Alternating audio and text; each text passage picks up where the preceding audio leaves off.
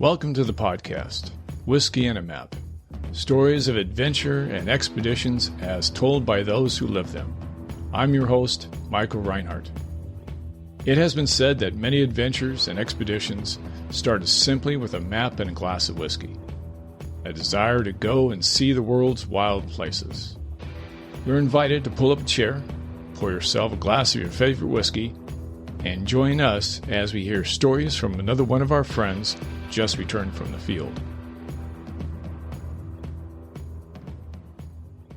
Welcome. Come on in. I'd like to introduce you to a friend of mine, Bruce Barron. Bruce Barron is a professional expedition guide, explorer, and photographer.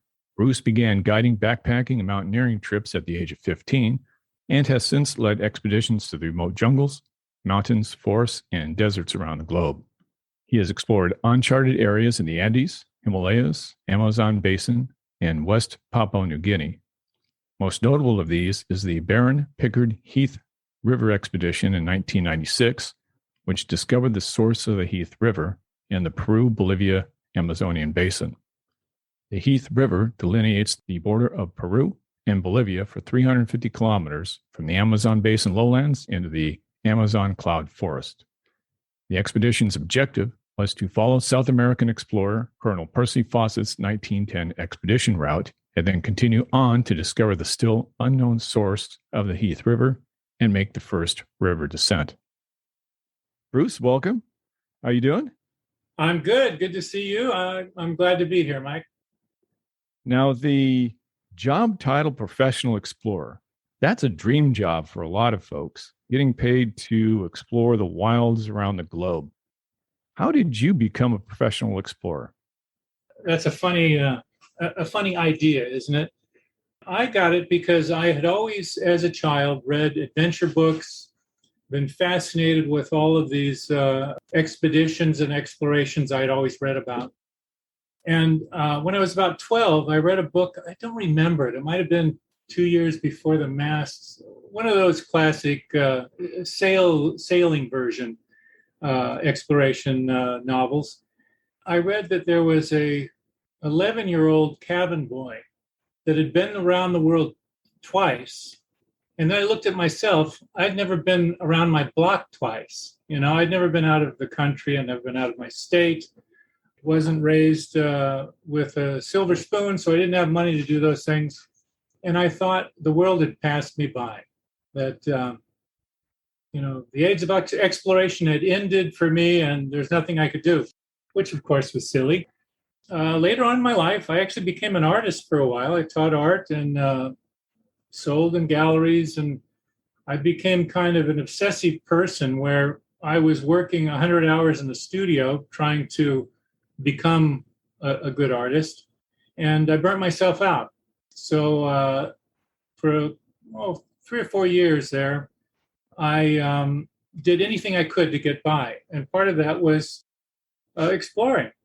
You know, on a bootstring and a glass of water, I'd go wherever I could, and I'd climb mountains, and I'd go to the most remote places I could think about.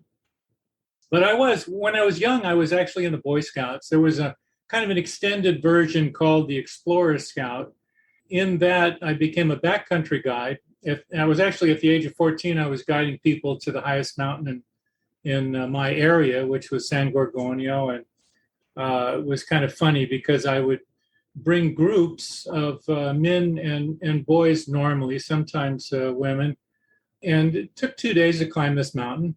And I would, on the second day, we'd climb in about 8 miles and then camp at a lake. And then I would have to tell the people who I thought had the grit to make it to the top, because it was a fairly good climb after that. It's so strange for this 12-year-old kid, telling these 40-year-old men, well, I'm sorry, John, I don't think you can make it. This person and this person could go. And that was kind of a funny situation. Now, how do you make it pay? I mean, that's the $64 question a lot of people out there are asking is, how do I get paid to go out there and do this? Right. Well, if you're talking about making a good living, I haven't learned that yet. But if you care about having a life of exploration and paying your bills, what I did was when I became a little older, I decided, hey, maybe there should be some kind of adventure travel. Maybe there should be expeditions or minor expeditions or travel that a normal person could go on and go to these super remote areas and then know that they could get back in time for their work. Maybe go on a 3-week vacation and go somewhere that very few people or no outsiders have been to, which is a silly idea if you want to make money. It's a great idea if you want to explore things. And of course, that's what I did. I would organize expeditions to a new remote area, maybe on new trails or unknown trails that people didn't know about. And I would get people to go on these things that had never experienced things like that, and yet they got back to work on time. And because each trip I wanted to make unique, you can't make any money doing that, you know. You need to do the same thing over again. You have to have a stable of guides that can guide things all the time, but I guided them all myself because I enjoyed it. I wanted to do that for my life's work, and I'm a billionaire in experience. Money, not so much, but it doesn't matter. There are more important things than that for me. Well, I always thought that the richest people are the ones that are sitting around the old folks' home and have the best stories. Now, I'm with you there 100%. Absolutely. Now, in all of your adventures, you must have come across a lot of exotic foods and drinks. Do you have a good drinking story for us? Yeah, I've got a couple. I know you asked me one time about my favorite alcoholic drink. I can't tell you that, but I can tell you my least favorite alcoholic drink, and that is a drink I had in the deep Amazon. I know there's a village of Guarani people that I've been going to for many, many years.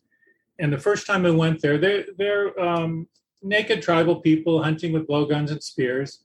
And the first time I went there, I went on a hunt with this nice guy that I became very good friends with.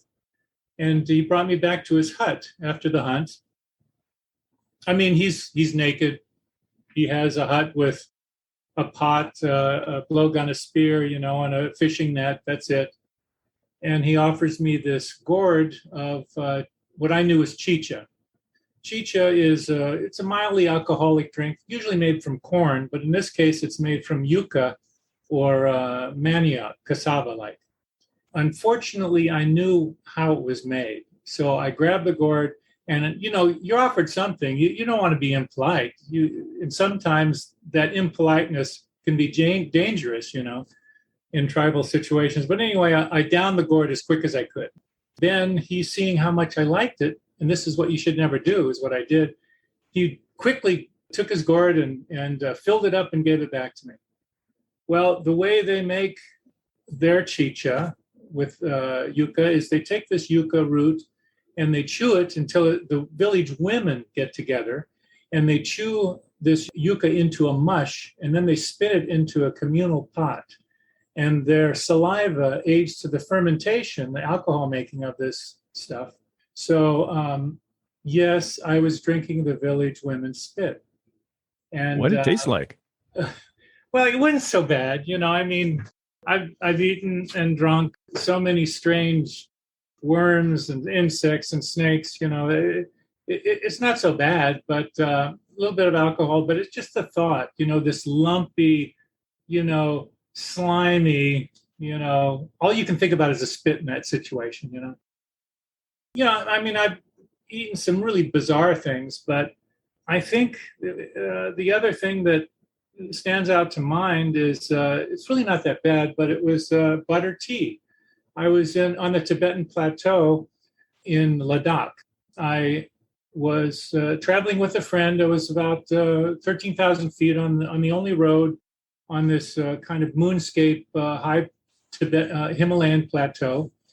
My Ladakhi friend was driving, and we saw this circus tent, what appeared to be this kind of a large circus tent in the middle of nowhere.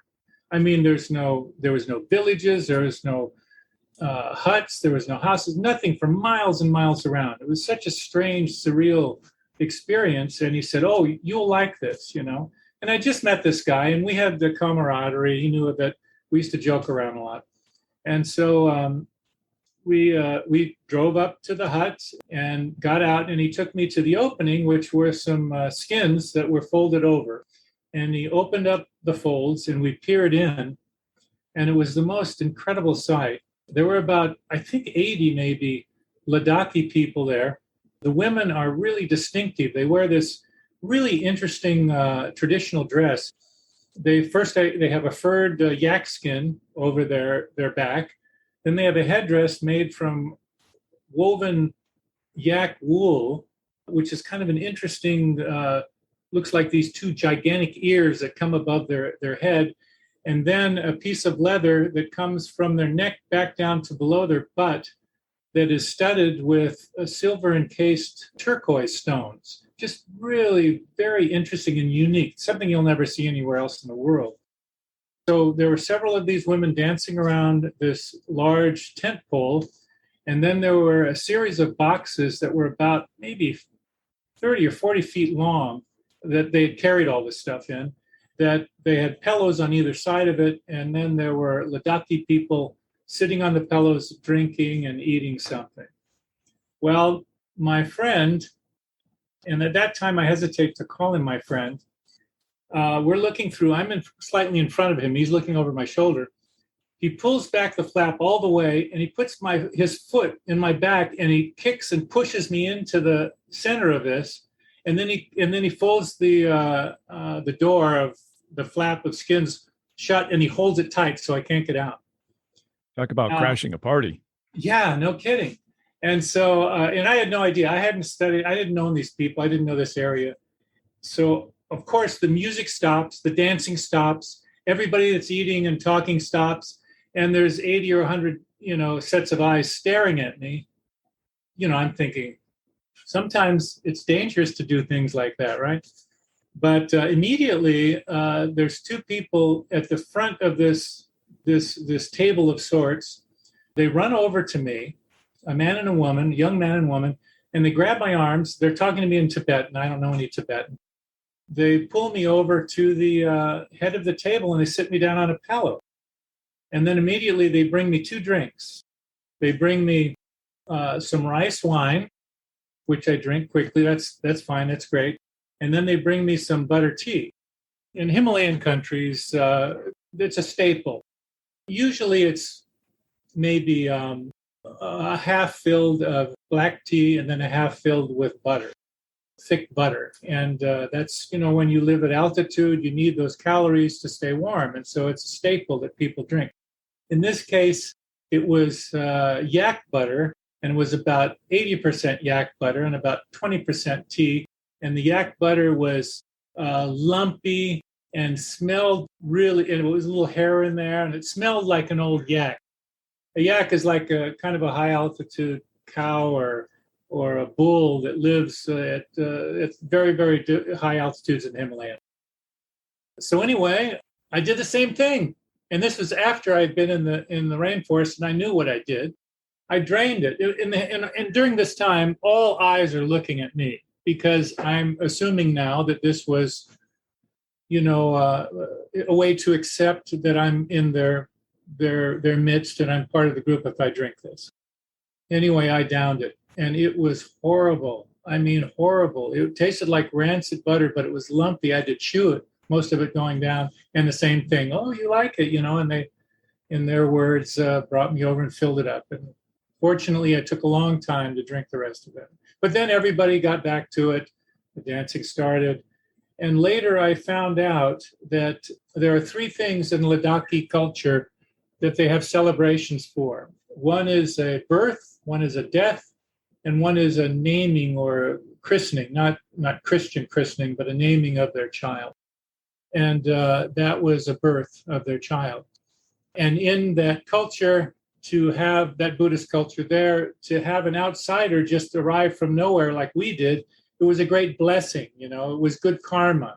So I was a blessing for the event. But of course, my friend didn't tell me this, We had some words afterwards, a few drinks of something else, but it was a good time.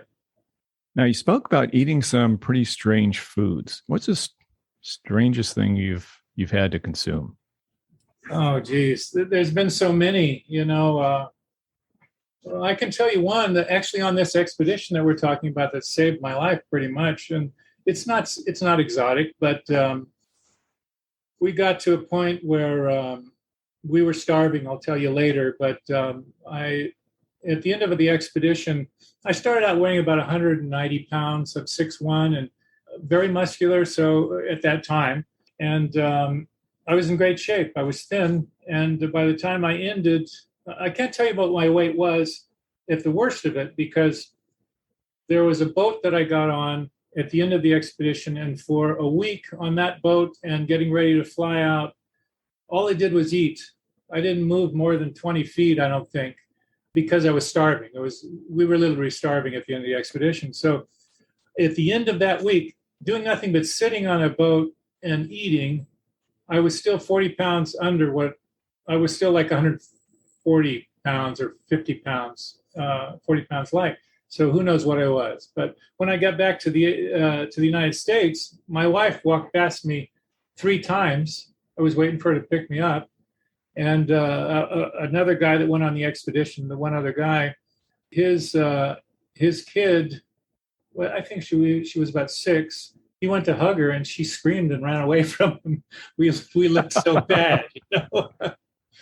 But anyway, what saved us were turtle eggs, which no big deal. Ate some raw turtle eggs. The interesting thing was we had some raw plantains or raw bananas, and they were only about 2 inches, 3 inches long, but they were hard as a rock. Literally, I had to smash them to open them. I couldn't cut them with a knife even. So they were as green can be. They tasted like turpentine if you were to eat them first. But the native people tell me that any plantains, or at least in that area, any bananas, no matter what age they are, if you boil them until the peel split off, they're edible. And indeed they were. They taste like nothing, like if you're eating a cloud, you know. There's absolutely no taste and probably very few calories, but they filled our bellies, and that was a good thing. But as far as the thing that I didn't like, it seems like all the weird things that you eat, they don't taste so bad. You eat insects and things like that, they're not bad, you know. One time I had to eat a lot of ants because I was starving somewhere, and they just taste like kind of like lemons, you know. They have this, forget the type of acid that gives you a taste of lemons. But I was in the New Guinea on an expedition, and was offered some sago worms from some natives there. Sago worms, they're like they're about an inch long and ribbed and super thick. These larvae of the Capricorn beetle, and they live in sago palm. After sago palm comes down, they in the rotten bark, and sometimes the natives down a tree just to get those sago beetles, along with the sago starch that they eat. But they're big, thick, undulating, nasty-looking off-white worms. You know, when you eat them, they spurt. There's a lot of juice in there, and then they continue wiggling on the way down, no matter how much you chew. So I think that's the one thing that I dislike the most. I got to ask again, what did it taste like? The ones that I had eaten some that we cooked up, and they were fine. They didn't taste like anything. But those had a really, I don't know if it was a particular worms, a particular tree, but they were very sharp, kind of acid-like and slimy. Oh, God, they were just, I was prepared for anything, and it was worse than I thought it was going to be, let's say. But once again, the risk of offending and not accepting. Yeah. In that case, it was pretty high because, well, I'll tell you a quick story about these guys. This was in New Guinea, and I was traveling to an extreme area where some Korowai people live. Now, some people know about the Korowai, but this was a really extreme, remote location of Korowai. Korowai people live in tree houses. They're unique in the world. Not that they live in tree houses. Many tribal people do, but their tree houses can be over 100 feet high. Incredible.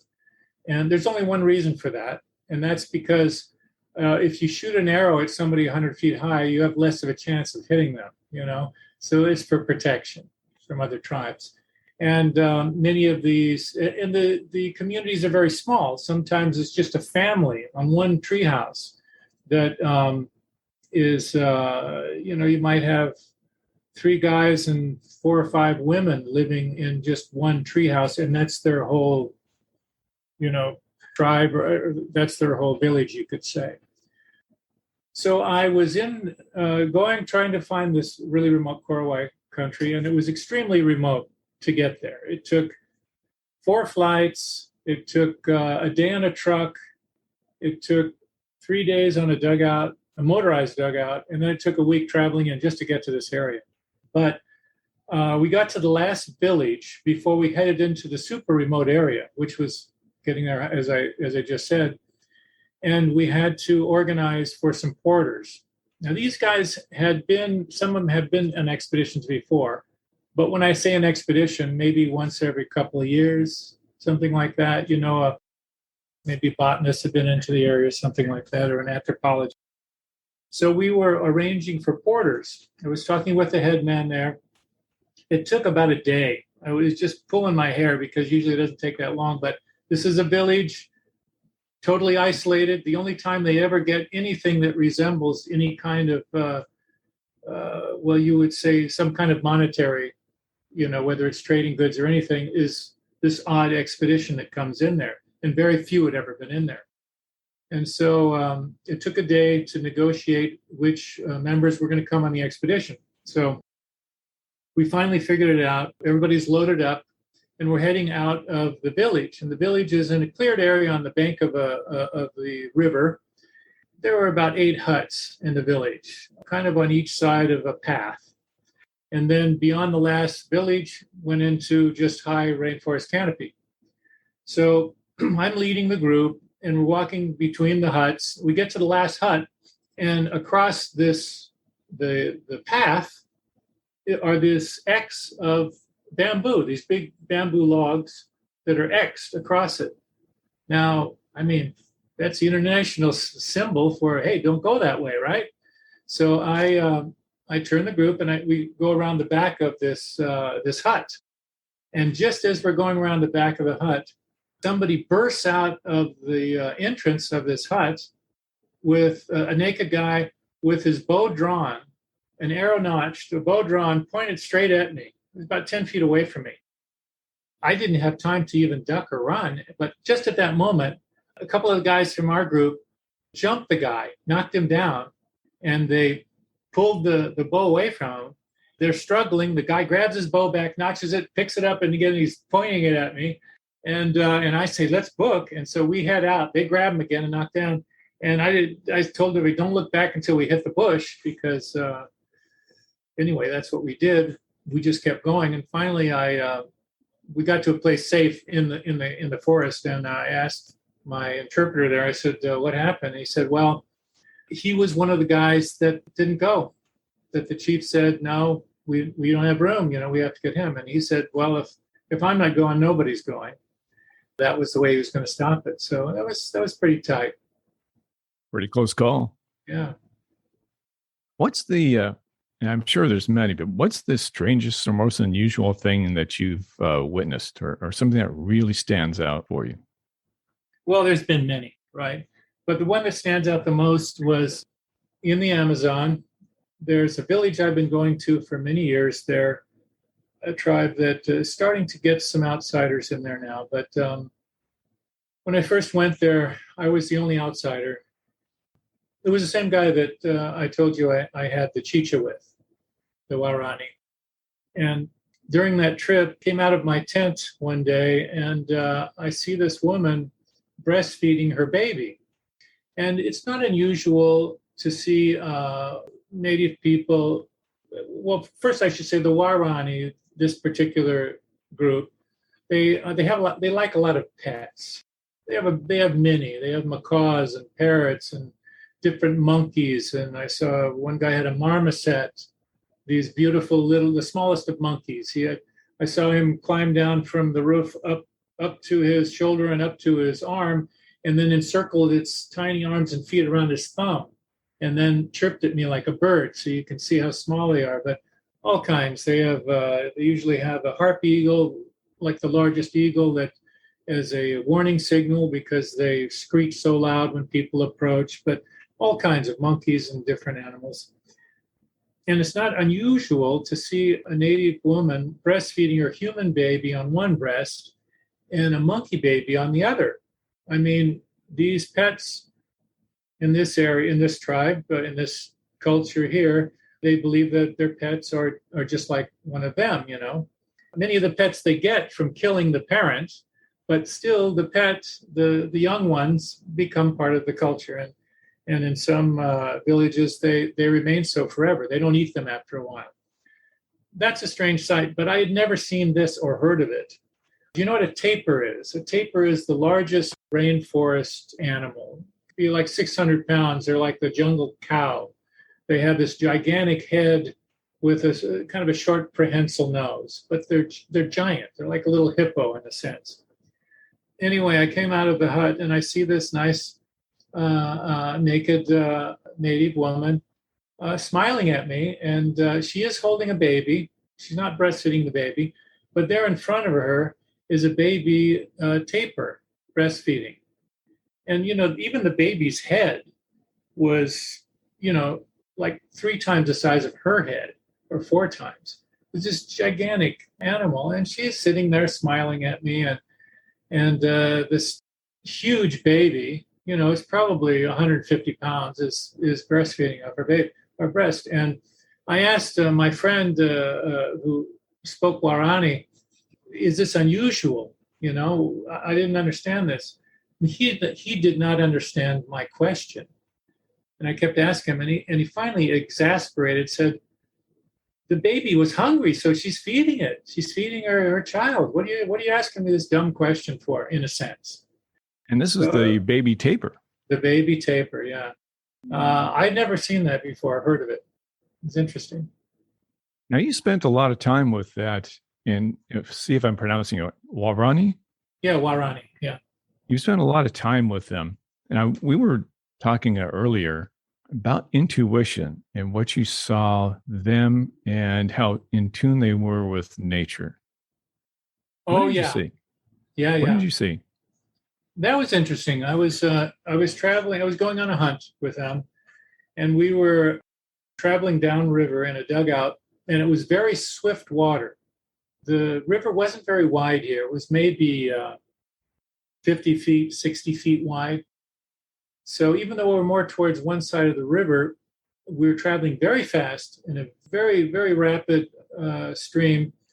And all of a sudden, all of the Waorani hunters I was with, they started pointing to the other bank, getting really excited, shouting, Uda, Uda. So turned around, and, you know, it took us maybe 50 yards to get to a place where we could turn around, and then paddled upstream to get to where they were pointing.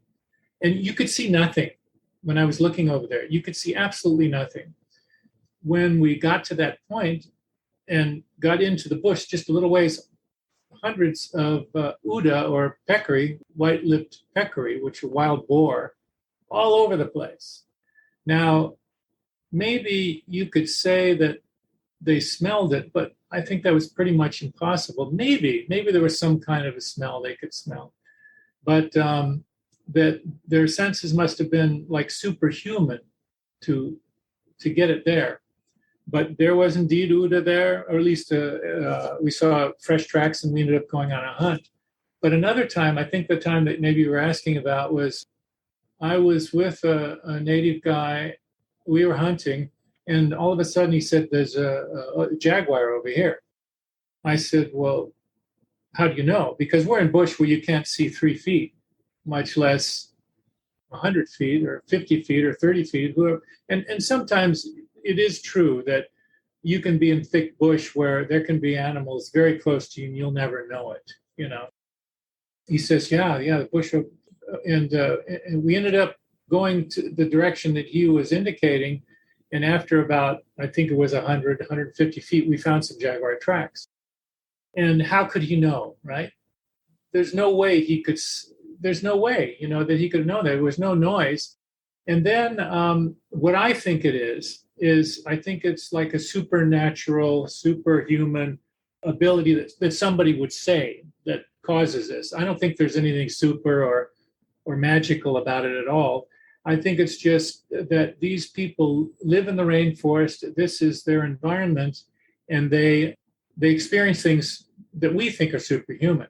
And maybe he knew that that was there. When I asked him why, I said, "Did you hear something? Did you smell something?" No, no, no. I just knew, I could feel it. And maybe it's just that there's always sounds going on in the rainforest, the cacophony, insects and birds and all kinds of screeching and grunting. But maybe he didn't hear something that indicated there was that animal there, or maybe crickets or some kind of sounds were different that he could not explain, but that indicated that there, and that he had had that experience before many times, and then his body, his inner senses recognized it. They're so in tune with their environment. Yeah, incredibly. Yeah, there was another guy. This was in Guatemala. I was with a native guy that I was walking in the jungle, and he said, "Oh yeah, you'll be interested in this." And there were some holes in the ground, so he was chewing a piece of grass, and he took this grass and he put it, this long stalk of grass, and he put it in the hole, wiggled it around, and then slowly drew it out, and he drew out this gigantic tarantula that was, almost 6 inches wide from tip to tip of its legs. And the tarantula was biting the end of this grass and thought it was prey. So it pulled it out. And then he went over to it, put his hand down next to it, and coaxed it onto his hand. And the tarantula walked up his arm, up to his shoulder, across his neck, up one cheek, across both of his eyes, and then down the other shoulder. And then he put it back on the ground. Well, the tarantulas are not going to kill you, but they leave a really bad bite. And in this particular one, they actually throw their hairs off on you, which are they irritate your skin. And then, I mean, maybe if they could bite your jugular, which he was walking across, that could give you some serious trouble. And I asked the guy after, I said, why did you do that? How could you feel safe doing this? This wasn't a pet. This is just some animal we found on the way. And he said, I wouldn't do that all the time. He says, I wouldn't do it if I didn't feel right. And I wouldn't do it if I was nervous, I couldn't do that because the animal could sense my nervousness and could bite me. He says, and I wouldn't do it if I didn't think the animal was calm. I could sense the animal was calm. And I said, how can you do that? What's that like? And he says, I can't explain, I just feel it. And so I think that's true. I don't think it's supernatural. I think it's just a natural thing that some people have more experience with. And probably if we looked at our lives, we could find something that people in another culture would seem supernatural. And, maybe just crossing a freeway, if there's no cars around, they would probably cross and get killed. And then they would say, hey, why did you stop? How did you know? Well, we know cars are coming this way. Something as simple as that, maybe. Amazing. Let me shift gears on you, because this is the main topic I wanted to talk to you about, because you had the opportunity to explore where none other than the indigenous people lived, a place that was literally off the map. No good maps hadn't been explored. And this was your search for the source of the Heath River. Now, where's the Heath River, and why did you go in search of its source? Well, the Heath River is, it's funny you say that it's off the map. Actually, it's on the map very clearly, but the source was never on the map. It makes up the border of the southern part of Peru and Bolivia for about 350 kilometers. And the interesting thing about it, it's not a gigantic river, but you'll find it on every map and every world globe because it makes the border. It's very interesting. I knew about the Heath River, but very little. But I was guiding an expedition in Peru into the rainforest. And at that time, there was a super remote wildlife outpost where biologists, botanists, anthropologists would go to research in exchange for their staying there for free and having the ability to research and a living place and food. They would take the very odd adventure travel group at that time that came in and we could I could take my group and let them walk with a world's premier scientist at that time. So I brought a group there. This was many, many, many years ago, and was very remote. While I was there, I was thumbing through their library. When I say library, it was a shelf with a thatched roof over it. There was no electricity. There was no plumbed water. This was just kerosene lamps, and just something to keep the rain off your head. And I found this book called Exploration Fawcett, and it was in tatters. In fact, it had almost fallen through the floor and into the mud below, and then I never would have had this expedition maybe.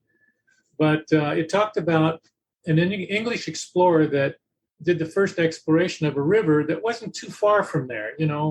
I forget how many 100 kilometers, I don't know, something like that. It was an unexplored river and makes up the border. At that time, the border was in dispute between Peru and Bolivia. Funny, it still is today, right? But anyway, I read this book. It was about the exploration diary of this guy, Percy Fawcett, Colonel Percy Fawcett. He was a Royal Geographical explorer from England, and he was commissioned by the Bolivian government to map its border with Peru, which was the Heath River. So I became fascinated. He's kind of a character. He has some wild ideas, but I became fascinated when I found out that, the river is still there and had never been fully explored to this day, I found out. So I became obsessed with that. There's not many rivers, especially that are this political boundary, that have never been fully explored. So there was a chance for me to do something that maybe nobody had ever done. So I did a lot of research. I became friends with a map, the guy in charge of maps at the Royal Geographical Society in London, and I was able to get Fawcett's original hand-drawn map, a copy of that, which usually they destroy. I did a lot of research on him. I did a lot of research into the area, talking to oil explorers and anthropologists, missionaries, anybody that could be into that area of the Amazon. And all of them said that they didn't know anything about it. It had not been explored, but they all said that it would be very dangerous because the tribal people there would attack us. And indeed, on Fawcett's map, it shows where he was attacked many times by natives, and he talks about being attacked. And in my research, I found that the few people that had gone up the lower part of the river had been attacked, and people had been killed, had been shot by arrows and killed. As a result, nobody had ever been up there. This was 86 years before, which was remarkable to me. So I spent about a year putting an expedition together. And the way ours would go was the Heath River flows into the Madre de Dios, the Mother of God River, which is a large tributary of the Amazon. Fawcett had taken his party, and he went most of the way up the river. In fact, he went to a place what he marked as a source. But I later found out that it was not the source. In fact, he said at one of his meetings of the Royal Geographical Society that let me clarify a misapprehension. I never made it to the source. I made it to the headwaters, and at that point we had some trouble and we had to retreat. But he pulled dugout canoes up the river from the Madre de Dios, the outflow of the river, up to the headwaters, but he didn't make it to the source. And there he, after befriending some natives, first he was shot at with arrows from these natives, but then he befriended some, and they showed him a path, a way to go across the mountains from this river, the Heath River, to the Tambopata River, which is most of the time quite distant. But I found out by getting some aerial photographs from the military that there was a small section where there's just a mountain range where the two rivers came very close. And that's where he crossed and then descended the Tambopata back to civilization. My idea was to travel down the Tambopata River, get to that place where they're close, then carrying inflatable kayaks, climb over the mountains and get to the headwaters of the Heath or the advanced area, then explore up to the source, up the headwaters, the area that had never been explored, and then inflate our inflatable kayaks and then make the first descent of the river that had never been done. So anyway, it took about a year to organize this. Turned out because everybody I talked to said that, well, you're going to be shot with arrows if you go in there, that I brought a native headman from a village at the very bottom of the Heath, the outflow into the Madre de Dios. We knew there was a village there. That's the only village that anybody knew about on the Heath River. So I brought this headman there. I also brought another native, Bolivian native, that was a trail cutter. He was actually, he said he was a reformed jaguar hunter. He said that he knows now that he shouldn't kill jaguars, that he was doing it illegally, and that we should protect them. But he also said there's plenty more jaguars out there to attack us, so we need to be careful when we go. But anyway, I assembled an international team. There were several of us. We started with 15. That would be the original party that would get us down the Tambopata River to a place where we'd cross over the mountains. And then our expedition party would turn into 9 people. We had 2 Americans, myself and another guy that did the funding of the program. We had 2 scientists, a Bolivian, 2 Peruvians, a botanist and a zoologist. And then we had the 2 native people, 1 Bolivian, 1 Peruvian, and we had a river expert. Is that it? 2 photographers, an American and a Peruvian. So to make a long story short, we got our gear together and traveled from Cusco, which is about 11,000 feet, went over the Altiplano, over a 16,000-foot mountain pass in an open bed truck. That was horrendous. We decided to do it quickly so we didn't have to acclimatize. And we were in an open bed truck with all of our rafts and equipment underneath, and went for about 35 hours without stopping. The only time we stopped was every couple of hours to switch drivers. We had 3 Quechua drivers, native drivers that would just rotate and just continued over the top. I remember one of the rafters kept shouting colorful sayings like "Medley queso waiki," which is kind of a cross between Quechua and Spanish. Kind of means put the pedal to the metal, but maybe it's like our sayings too.